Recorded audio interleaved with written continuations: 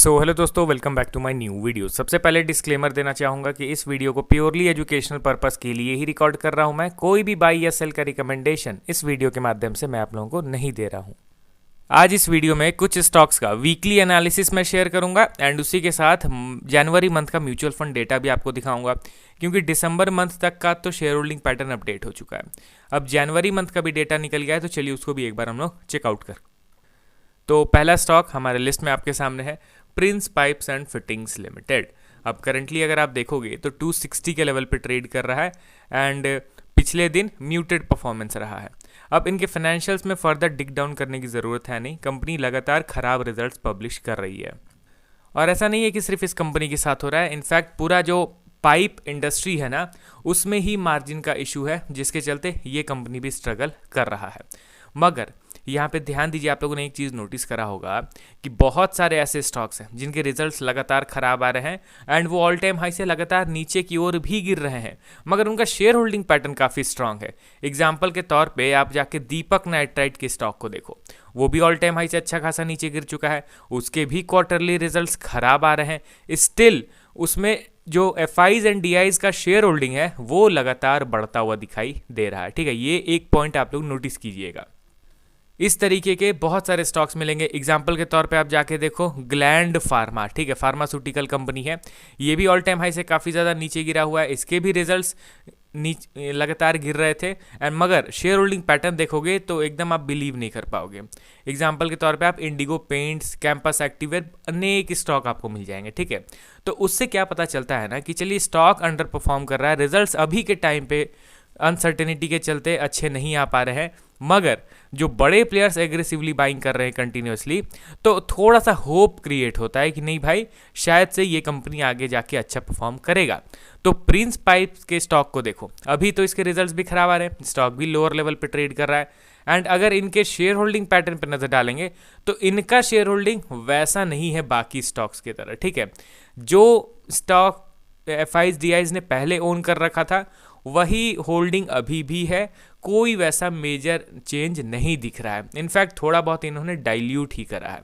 अब देखिए, इससे मैं किसी स्टॉक को नेगेटिव या पॉजिटिव तो डायरेक्टली नहीं कंसीडर कर सकता हूँ, बट हाँ, ये एक इंपॉर्टेंट मेट्रिक है शेयर होल्डिंग पैटर्न एंड उसका एनालिसिस करना तो हम लोग के लिए ज़रूरी है। यहाँ पे आप ध्यान दीजिए कि 60% का स्टेक प्रोमोटर के पास था, अभी भी 60% है, मगर एफआईज के होल्डिंग पे नज़र डालो तो 6.25% से घट के 3.54% हो गया एंड पब्लिक का शेयर होल्डिंग 17% से बढ़ के 19.9% हो गया। तो चलिए, शेयर होल्डिंग में वैसा कुछ बड़ा चेंज तो हमें नहीं मिला बाकी के कंपनीज के तरह। अब मैं जनवरी मंथ का म्यूचुअल फंड डेटा आपको दिखाता हूँ। ठीक है, तो यहाँ पे मैं कंपनी का नाम एंटर करता हूँ, Prince pipes and fittings limited. हम लोग जाएंगे इनके शेयर होल्डिंग पैटर्न में, monthly mutual fund holdings, and जैसे ही मैं नीचे स्क्रॉल करता हूँ तो आप देखोगे तो लिटिल बिट रिलीफ का साइन है। यहाँ पे हर मंथ में ऊपर नीचे हुआ है, मगर जनवरी मंथ में ओवरऑल नेट बाइंग हुआ है म्यूचुअल फंड की तरफ से, वो भी ज़्यादा शेयर्स नहीं दोस्तों, महज 53,000 शेयर्स, तो ये कोई बड़ा आंकड़ा नहीं है। तो ठीक है, ओवरऑल ये मैं कह सकता हूँ कि प्रिंस पाइप में अभी भी कुछ वैसा बड़ा हलचल नहीं मच रहा है बड़े प्लेयर्स के बीच में। अब टेक्निकली अगर इसके चार्ट को मैं एक्सप्लेन करने की कोशिश करूं तो अच्छा खासा रिकवरी हुआ था लोअर लेवल से, चाहे तो ये स्टॉक का 52 वीक लो बन सकता था दोस्तों। यहाँ पे आपको मैं ऑलरेडी कई बार बता चुका हूँ कि जब स्टॉक ऑल टाइम हाई से अच्छा खासा नीचे गिर जाए तो उसमें फर्स्ट बाइंग में कभी भी स्टॉक में बाइंग नहीं करना रहता है। ठीक है, यहाँ पे जब बाइंग हो रहा है ना तो हम लोग सिंपली लेवल को ड्रॉ करेंगे एंड दूसरी बार जब दोबारा से उस लेवल पे बाइंग होगा तब जाके उसको बुलिश कंसीडर किया जाता है। तो वैसा कुछ सिनेरियो अभी के टाइम पे तो नहीं दिख रहा है। अब देखते हैं कि प्रिंस पाइप अभी करंट सपोर्ट लेवल पे, क्योंकि अभी जिस लेवल पे ट्रेड कर रहा है ना वो इंपॉर्टेंट सपोर्ट है, उसको कंसीडर करना भी पड़ेगा हम लोग को इंपॉर्टेंट लेवल, क्योंकि जब से करेक्शन स्टार्ट हुआ है ना फर्स्ट टाइम इस तरीके का शार्प बाइंग हुआ है, तो ऑब्वियसली इसको एक इंपॉर्टेंट लेवल कंसीडर करेंगे। अब इस लेवल से ये दोबारा रिकवर करके इस रेजिस्टेंस का ब्रेकआउट करेगा ना, तब स्टॉक का ट्रेंड जो है वो बदल जाएगा, ये एक्सपेक्ट किया जा सकता है उस समय, अभी के लिए तो नहीं। ठीक है, अब चलिए बढ़ते हैं अगले स्टॉक की ओर। हमारे लिस्ट में आपके सामने है कैंपस एक्टिवेयर लिमिटेड।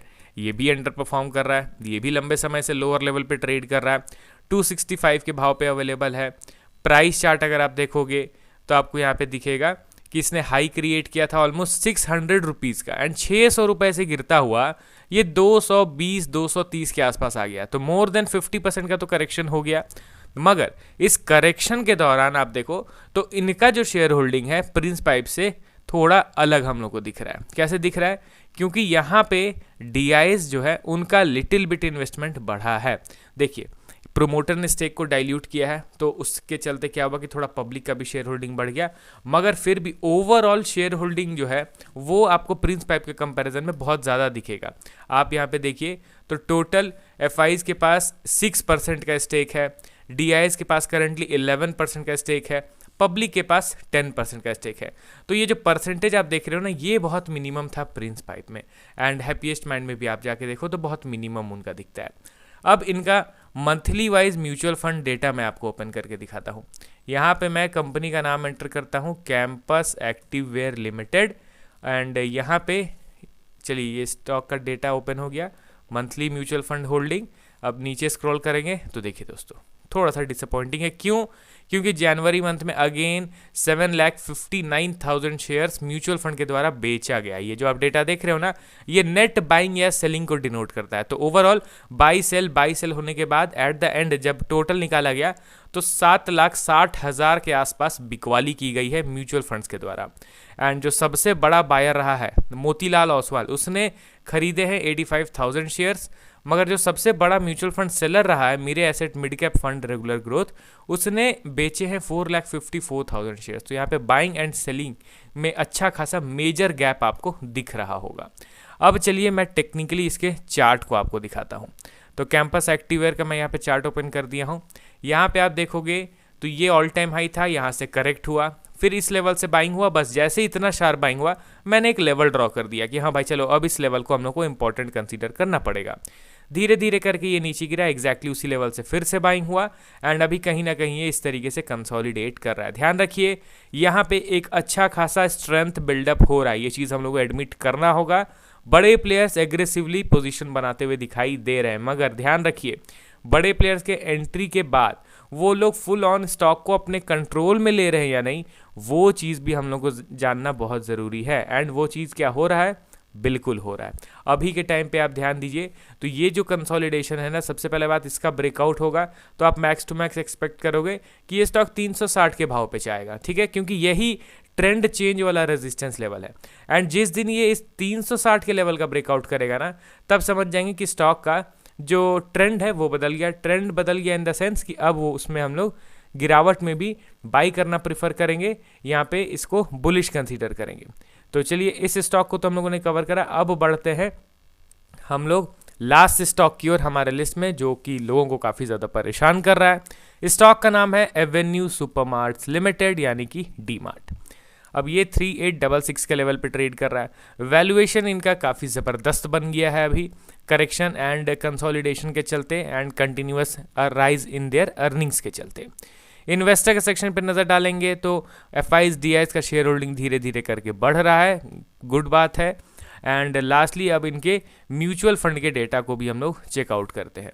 तो यहाँ पे आप देखोगे मंथली म्यूचुअल फंड होल्डिंग, जैसे ही मैं नीचे की ओर स्क्रॉल करता हूँ तो आपको जनवरी मंथ का डेटा दिखेगा। देखिए अभी तक का डेटा यहाँ पे क्या दिखा था कि FIs DIs वर कंटिन्यूसली बाइंग। ध्यान रखिए कि ये सिर्फ म्यूचुअल फंड का डेटा है एंड आप इसको DI नहीं कह सकते हो, क्योंकि DIs में और बड़े बड़े इंस्टीट्यूशनल इन्वेस्टर्स भी होते हैं।